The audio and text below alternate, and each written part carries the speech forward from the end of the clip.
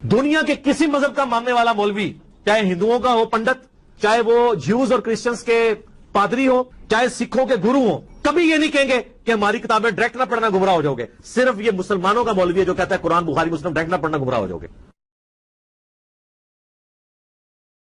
तो कुरान को अपनी जिंदगी में बसा लो, कुरान को शामिल कर लो, दुनिया भी संवरेगी, कब्र भी संवरेगी, नज़ा का आलम भी संवरेगा, हशर में भी उजाले होंगे, जन्नत की बहारें भी नसीब होंगी और रसूलुल्लाह का साथ नसीब होगा।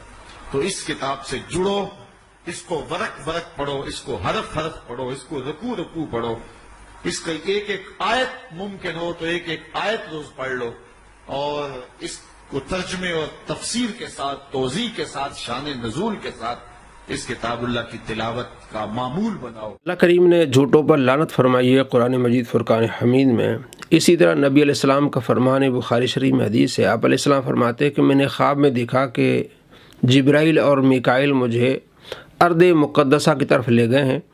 वहाँ मैंने एक आदमी को देखा, उसके साथ एक दूसरा आदमी खड़ा था। उसकी बांछों के यानी मुंह को पकड़ के पीछे आंकड़े से पीछे गुद्दी तक उसको चीर देता। फिर थोड़ी देर के बाद वो उसका मुंह ठीक हो जाता। फिर उसके बाद फिर उसको आंकड़े से यानी जिस तरह प्लास होता है, बड़ा आंकड़ा था, उसे पकड़ के मुंह को चीर देता, गुद्दी तक पीछे उसका मुंह चला जाता। तो जिब्राइल ने बताया कि ये वो आदमी है जो झूठ बोलता है और दुनिया में झूठ को फैलाता है और क़यामत तक इसके साथ ऐसा होता रहेगा।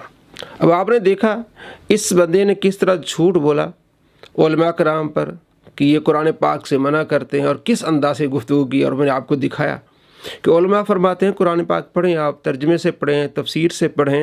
ये दो कलमात कुफर बहुत खतरनाक है। एक ये कहना कि कुरान पढ़ के लोग गुमराह हो जाते हैं, ये कोई यहूदी आके हमें कहे ना ईसाई यार कुरान हदीस देखना पढ़ना गुमराह हो जाओगे, हम कहेंगे ये तो अल्लाह का दुश्मन है। लेकिन ये मौलवी मेंबरों पर चढ़ के आपको पगड़ियां और दाढ़ियां पहन के, दाढ़ियां पहनी हुई है इन्होंने, रखी कोई नहीं हुई है, तो ये दाढ़ियां इन्होंने रखी नहीं, पहनी हुई है, दाढ़ियां पहन के जो मेंबरों पर चढ़ के आपको कह रहे हैं कुरान सुन्नत डायरेक्ट ना पढ़ना, कुरान हदीस डायरेक्ट ना पढ़ना गुमराह हो जाओगे। तो ये कलमाते कुफर है और इनके कुफर में शक करने वाला भी काफिर है जो ये इस तरह का कलमा बोले। मैं आप सबसे पूछता हूं, हाथ मत उठाइएगा, आप में से कितने इतने कौन कौन से ऐसे अफराद हैं जिन्होंने पूरे कुरान को तर्जमे से पढ़ा है, पूरी जिंदगी में फकत एक बार भी तर्जमे से पढ़ा है? हाथ मत उठाइए, अपने दिल से सवाल कीजिए।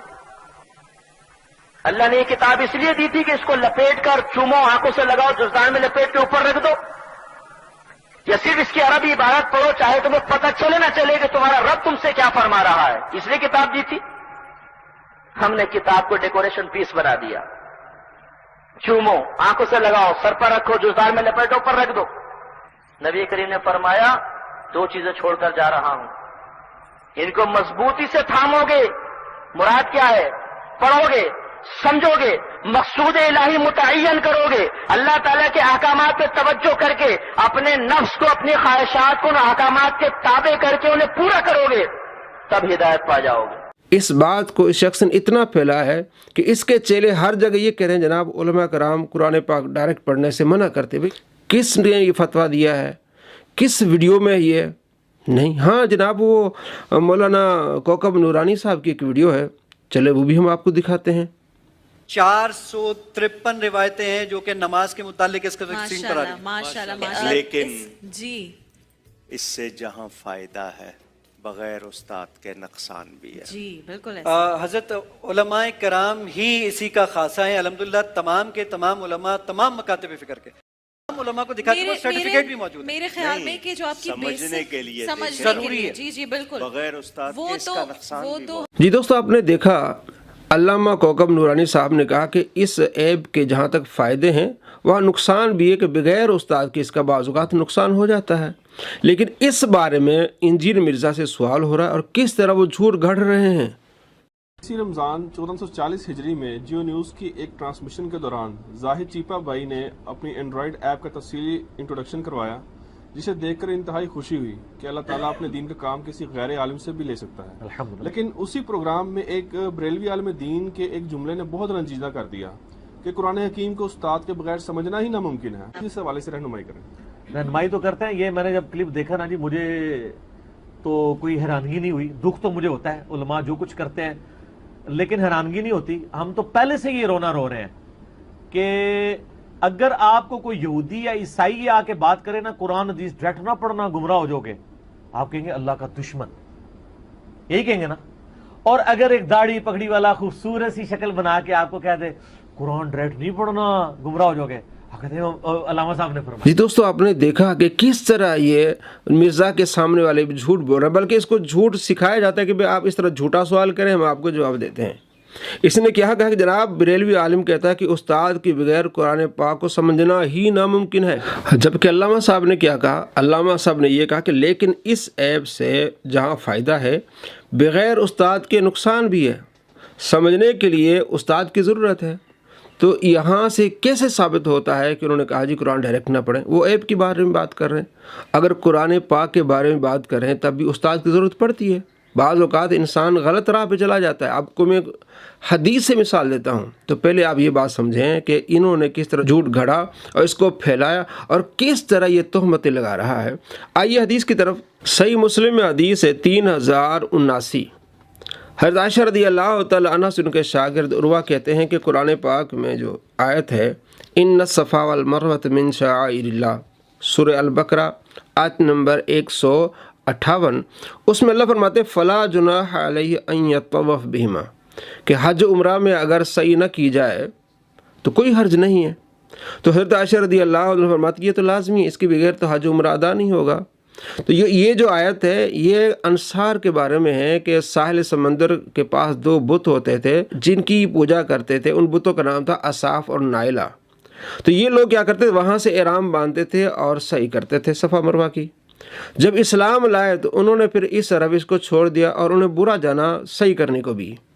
تو اللہ تبارک و تعالیٰ نے ان کے بارے میں فرمایا جو ان کے دلوں میں کراہت تھی اس کو دور کرنے کے لیے فرمایا فلا جناح علیہ، کوئی حرج نہیں ہے. یہ ان کے دل میں جو کراہت تھی ان کے بارے میں ہے کہ فلا جناح علیہ، کوئی حرج نہیں ہے. ویسے تو یہ حج عمرہ میں لازمی ہے، بغیر صحیح کہ آپ کا حج عمرہ ادا نہیں ہوگا.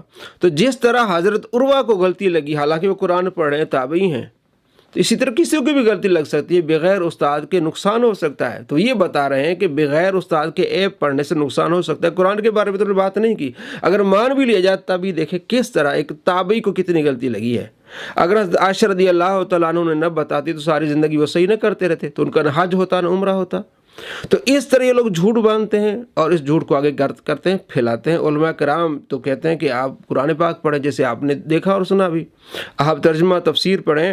دعوت اسلامی نے جو باقاعدہ روز مرہ کے معمولات کا ذکر کیا جسے مدنی انعامات کہتے ہیں، اسے مدنی انعام نمبر 6 ہے. وہ کہتے ہیں آپ روزانہ 3 آیتوں کا کم سے کم ترجمہ پڑھیں، تفسیر پڑھیں. تو یہ جھوٹ پھیلایا جاتا ہے. تو مجھے انگلینڈ سے ایک دوست نے پوسٹ بھیجی کہ دیکھیں یہ ایک جھوٹ پھیلایا جا رہا ہے، اس بارے میں آپ کیا کہتے ہیں، یا ویڈیو بنائیں. تو وہ جھوٹ کیا ہے آپ کے سامنے جناب کیا ہے. مولوی کیوں کہتا ہے، یعنی کہ قرآن پاک پڑھنے سے مولوی کیوں منع کرتا ہے، حالانکہ مولوی منع نہیں کرتا. اللہ کریم فرماتے ہیں فَاسْأَلُوا أَهْلَ الذِّكْرِ إِن كُنتُمْ لَا تَعْلَمُونَ، اگر تمہیں علم نہیں تو اہل علم سے پوچھو. مولوی یہ کہتا ہے کہ اگر تمہیں قرآن پاک میں جو سمجھنے میں کوئی دقت آ رہی تو اہل علم سے پوچھو. مولوی قرآن پڑھنے سے روکتا نہیں. مولوی کہتا ہے تم ایک عام آدمی ہے، وہ عالم نہ بنے کہ جو میں کہہ رہا ہوں وہی ٹھیک ہے، کیونکہ اللہ کے نبی صلی اللہ تعالیٰ علیہ وآلہ وسلم نے فرمایا، بخاری میں حدیث ہے 100، آخری زمانے میں علماء اٹھا لیے جائیں گے تو جاہل لوگ فتوے دیں گے، خود بھی گمراہ ہوں گے، دوسروں کو گمراہ کریں گے. تو جاہلوں سے فتویٰ نہیں لینا، اہل علم سے پوچھنا ہے. تو اس نے پہلی مثال جو دی وہ یہ کہتا ہے جناب مولوی اس لیے منع کرتے ہیں کیونکہ قرآن پاک میں ہے کہ اللہ کے سوا کوئی عالم الغیب نہیں ہے. تو مولوی جو وہ اللہ کے نبی صلی اللہ تعالیٰ علیہ وآلہ وسلم کو عالم الغیب بناتا ہے، اس لیے مولوی کیا کرتا ہے، منع کرتا ہے. اس کا مقصد یہ، حالانکہ کوئی عالم بھی یہ نہیں کہتا کہ آپ صلی اللہ تعالیٰ علیہ وآلہ وسلم عالم الغیب ہیں. اور حوالہ کیا دیا ہے جناب سورہ نمل آیت نمبر 65 کا اور سورہ انعام آیت نمبر 59 کا حوالہ دیا ہے، حالانکہ دونوں ان صورتوں میں عالم الغیب کا لفظ نہیں ہے. اور جہاں عالم الغیب کا لفظ ہے اس آیت کا حوالہ نہیں دیا کیونکہ اس کے نیچے لکھا ہوا ہے کہ اللہ تبارک و تعالیٰ اپنے پسندیدہ رسولوں میں سے جسے چاہے علم غیب عطا فرماتا ہے. اب دیکھیں کس طرح فراڈ کرتے ہیں. سورہ جن آیت نمبر 26 میں اللہ فرماتے ہیں عالم الغیب فلا یظہر علی غیب احدا. عالم الغیب اللہ ہے، ہاں الا من ارتضی من رسول، علم غیب اللہ اپنے پسندیدہ رسولوں کو عطا فرماتا ہے. اسی طرح سورہ تکویر میں وما هو علی الغیب بدنین، اسی طرح سورہ آل عمران میں اللہ تبارک و تعالیٰ فرماتے ہیں کہ انبیاء علیہ السلام کو میں علم غیب عطا فرماتا ہوں۔ اب یہ کہتے ہیں جناب کیوں کہ مولوی کہتا ہے کہ عالم الغیب اللہ کے نبی ہے تو اس لیے قرآن پاک پڑھنے سے منع کرتے ہیں، یہ دیکھیں جھوٹ ہے۔ تو اس طرح دنیا میں جھوٹ کو پھیلایا جاتا ہے اور قیامت تک ان کے جب قبر میں جائیں گے یہ عذاب پھر ظاہر ہے، اللہ کے نبی نے فرمایا بخاری شریف میں حدیث ہے۔ اچھا جی، دوسرا جناب یہ اس نے لکھا ہے کہ غیر اللہ کی نظر و نیاز حرام ہے، سورہ بقرہ آیت نمبر 173، تو اس لیے منع کرتے ہیں قرآن پاک میں، حالانکہ غیر اللہ کی نظر و نیاز منع ہے، یہ تو اللہ نے بھی فرمایا نظر و نیاز منع ہے، لیکن ایصال ثواب تو اللہ نے بھی قرآن پاک میں فرمایا سورہ حشر میں آیت نمبر 10 میں کہ مومنوں کی یہ صفات ہے کہ وہ اپنے لیے دعا کرتے ہیں، اپنے مسلمان بھائیوں کے لیے دعا کرتے ہیں۔ تو یہ ایصال ثواب ہوتا ہے، جہاں بھی کوئی اگر بکرا ہے کوئی بھی چیز حضرت غوث پاک رضی اللہ تعالیٰ عنہ کے نام پر جو ذبح ہو رہا ہے تو وہ غیر اللہ کے نام پہ ذبح نہیں ہو رہا، وہ تو اللہ کے نام پہ ذبح ہو رہا ہے، اس کا ثواب غوث پاک رضی اللہ تعالیٰ عنہ کی طرف منسوب کیا جاتا ہے، یہ ہوتا ہے ایصال ثواب ہوتا ہے۔ آپ صلی اللہ تعالیٰ علیہ وآلہ وسلم کے صحابہ نے خود ایصال ثواب کیا، بخاری میں حدیث ہے ایک صحابی نے پورا باغ جو ہے وہ اپنی والدہ کے لیے ایصال ثواب کر دیا۔ تیسرا اعتراض یہ لکھا ہے کہ مولوی قرآن پڑھنے سے کیوں منع کرتا ہے، مطلب جھوٹ کہ قبر میں دفن شدہ لوگ مردہ ہیں، نفع نقصان کے اختیار نہیں رکھتے، سورہ نمل آیت نمبر 20 اور 21، یعنی یہ پڑھتے ہیں قرآن پاک۔ جن آیات کو اللہ تبارک و تعالیٰ نے بتوں کے بارے میں نازل فرمایا مسلمانوں پر فٹ کرتے ہیں، کیا جو قبر میں وہ فائدہ نہیں دے سکتے، کیا ان کا وسیلہ نہیں لیا جا سکتا؟ آپ صلی اللہ تعالیٰ علیہ وآلہ وسلم کا وسیلہ آج بھی لیا جا سکتا ہے، آپ کے وسیلے سے فائدہ ہوتا ہے، اور آپ صلی اللہ تعالیٰ علیہ وآلہ وسلم کی بارگاہ میں آج بھی ہمارے اعمال پیش ہوتے ہیں۔ مسلم شریف میں حدیث ہے 1233، جب پیش ہوتے تو آپ علیہ السلام خوش ہوتے ہیں تو وہ دعا دیتے ہیں، تو کیا فائدہ نہیں؟ اور آپ صلی اللہ تعالیٰ علیہ وآلہ وسلم کی بارگاہ میں صحابی جا کے عرض کرتے یا رسول اللہ دعا کرے اپنی امت کے لیے، یہ مصنف ابن ابی شیبہ میں صحیح روایت ہے 31993۔ تو یہ پڑھتے ہیں قرآن پاک، اس لیے کہتے ہیں نا آپ قرآن پاک پڑھیں لیکن علماء کی رہنمائی لیں۔ تو آیات جو کفار کے متعلق ہیں، جو بتوں کے متعلق ہیں، آپ مسلمانوں پر فٹ کرتے ہیں، یہ خوارج والا عمل ہے۔ تو خوارج بھی اس طرح کرتے تھے، قرآن پاک پڑھ کے حضرت علی رضی اللہ تعالیٰ عنہ پر جو کفر کے فتوے لگاتے تھے۔ اور آگے لکھا ہے جناب فرقہ بنانا مشرکوں کا کام ہے، سورہ روم آیت نمبر 32 اور 31۔ تو ہم نے کب فرقہ بنایا؟ آپ علیہ السلام فرماتے 73 فرقے ہوں گے، ہم تو اہل سنت ہیں، جو صحابہ کے طریقے پر ہیں، آپ علیہ السلام کے طریقے پر ہیں، جو اہل سنت سے نکلے انہوں نے فرقے بنائے، کوئی خارجی ہو گیا، کوئی ناسبی ہو گیا، کوئی کہتا ہے کہ میں نہ وابی نہ بابی، یہ فرقے بنائے انہوں نے۔ ہمارا طریقہ وہی اہل سنت جو صحابہ کا، جو نبی علیہ السلام کا، جس کو فرقہ ناجیہ جس کے بارے میں آپ علیہ السلام فرماتے ہیں وہ طریقہ، وہ فرقہ جنت میں جائے گا جو میرے طریقے پر ہوگا اور میرے صحابہ کے طریقے پر ہوگا۔ آگے لکھتے ہیں دین کے کاموں میں اجرت لینا یہ حرام ہے، سورہ بقرہ آیت نمبر 74۔ دیکھیں کس طرح وہ جھوٹ بولتے ہیں، آپ دیکھ لیں آیت نمبر 74 میں کہاں دین کا ذکر ہے، کہاں کوئی بات ہے، نہیں اس طرح جو ہے وہ دھوکہ دیتے ہیں۔ ابو سعید خدری رضی اللہ تعالیٰ عنہ مسلم شریف میں حدیث ہے، آپ نے سورہ فاتحہ پڑھی ایک بندے پر اور اس کو اللہ نے شفا دے دی، تو آپ بکریاں لے آئے۔ آپ صلی اللہ تعالیٰ علیہ وآلہ وسلم کے صحابہ نے فرمایا کہ یہ بکریاں تو ہم کیسے کھائیں گے، تو سرکار کی بارگاہ میں لے جاتے ہیں۔ آپ علیہ السلام نے فرمایا تم نے کیا پڑھا؟ اس نے کہا میں نے سورہ فاتحہ پڑھی ہے، تو یہ میں بکریاں لے آیا ہوں۔ تو آپ علیہ السلام فرماتے یہ حلال ہے، تم بھی کھاؤ اور ہمیں بھی کھلاؤ۔ تو دین پر خدمت اگر کوئی کرتا ہے تو جائز ہے، کہ ٹائم جو لگاتے ہیں ظاہر ہے۔ تو اس طرح یہ کیا کرتے ہیں، جھوٹ بولتے ہیں۔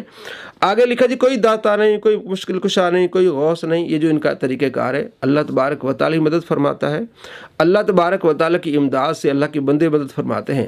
تو آپ صلی اللہ تعالیٰ علیہ وآلہ وسلم کی بارگاہ میں جو لوگ جاتے تھے تو مشکل کشا نہیں سمجھتے تھے آپ علیہ السلام کو۔ بخاری میں 119 نمبر روایت ہے، حضرت ابو ہریرہ رضی اللہ تعالیٰ کہتے ہیں میں بھول جاتا ہوں، تو آپ علیہ السلام نے مشکل کشا کیسے فرمائی؟ ایسے لب بھر کے اس کی جھولی میں ڈال دی۔ ایک روایت میں آتا ہے کہ چادر میں ڈال دی، انہوں نے پھر سینے پہ لگائی۔ تو کہتے اس کے بعد میں کبھی وہ حدیث نہیں بولا۔ آپ علیہ السلام کے سامنے آتے تھے، کسی کی پنڈلی ٹوٹ گئی آپ علیہ السلام سے، آپ علیہ السلام ہاتھ پھیرتے تو وہ ٹھیک ہو جاتی تھی۔ آپ علیہ السلام سے دعا کے لیے آتے تھے تو اللہ سے بھی گھر میں دعا مانگ سکتے تھے، تو آپ کو مشکل کشا جانتے تھے۔ اس طرح کہ انہیں یقین تھا کہ آپ صلی اللہ تعالیٰ علیہ وآلہ وسلم اللہ کی عطا سے ہماری مدد کریں گے، یہ ہمارا عقیدہ ہے۔ آگے جناب یہ کہا ہے کہ اللہ کے سوا کوئی مددگار نہیں ہے، اللہ کے سوا کوئی مددگار نہیں ہے تو پھر آپ ایک دوسرے سے کیوں مدد لیتے؟ نبی علیہ السلام سے صحابہ نے آ کے مدد لی. اب یہاں پھر پینترا بدلیں گے جی مرنے کی بات. بھائی کس آیت میں لکھا ہے مرنے کے بعد یا مرنے سے پہلے؟ یعنی آپ زندہ ہیں تو کسی سے مدد لیں گے تو شرک نہیں ہوگا، اور فوت شدہ سے مدد لیں گے تو شرک ہو جائے گی. کس آیت میں لکھا ہے؟ کوئی ایک آیت پیش کریں. مدد لینا یہ اللہ تبارک و تعالیٰ نے قرآن مجید فرقان حمید میں وتعاونوا علی البر والتقویٰ کہا ہے. تو کہتے ہیں اللہ کسی کسی مدد لیں گے تو یعنی جب آپ قرآن پاک اس طرح پڑھیں گے نا تو پھر آپ دوسروں پر کیا لگائیں گے؟ شرک فتوے. اور آگے انہوں نے ایک اور سوال کیا کہ اللہ سے براہ راست دعاؤں کو بغیر وسیلے کے سنتا ہے. یہ اللہ تبارک و تعالیٰ بغیر وسیلے کی دعائیں سنتا ہے. تو مولوی اس لیے قرآن پاک پڑھنے سے منع کرتے ہیں کہ جناب جو ہے وہ وسیلہ مانگے. یہ تو قرآن پاک میں ہے. وَكَانُوا مِن قَبْلُ يَسْتَفْتِحُونَ عَلَى الَّذِينَ كَفَرُوا، سورہ بقرہ، کہ آپ علیہ السلام کے آنے سے پہلے یہ لوگ آپ علیہ السلام کے وسیلے سے دعائیں کرتے تھے. آپ کو درجنوں تفاصیل ملیں گی اس بارے میں کہ یہودی آپ علیہ السلام کے وسیلے سے دعائیں کرتے تھے. آپ صلی اللہ تعالیٰ علیہ وآلہ وسلم کے وسیلے سے ان کی دعائیں قبول ہوتی تھی، اللہ قبول فرماتا تھا، انہیں فتح ملتی تھی. اور سورہ مائدہ میں اللہ کیا فرماتا ہے؟ یا ایھا الذین آمنوا اتقوا اللہ وابتغوا الیہ الوسیلہ، ایمان والو اللہ سے ڈرو وسیلہ. اور آپ صلی اللہ تعالیٰ علیہ وآلہ وسلم کے پاس صحابہ آتے تھے، آپ علیہ السلام نے انہیں خود اپنے وسیلے کی دعا سکھائی ہے. 1385 نمبر ابن ماجہ میں حدیث ہے. تو کیا آپ صلی اللہ تعالیٰ علیہ وآلہ وسلم کو یہ قرآن پاک کا علم نہیں؟ جن پر قرآن اترا ہے وہ اپنے وسیلے سے دعا سکھا رہا ہے. اور یہ کہتے ہیں قرآن میں یہ لکھا جناب بغیر وسیلے کے دعا مانگے. ڈائریکٹ بھی آپ اللہ سے مانگ سکتے ہیں، وسیلے کا بھی جواز ہے.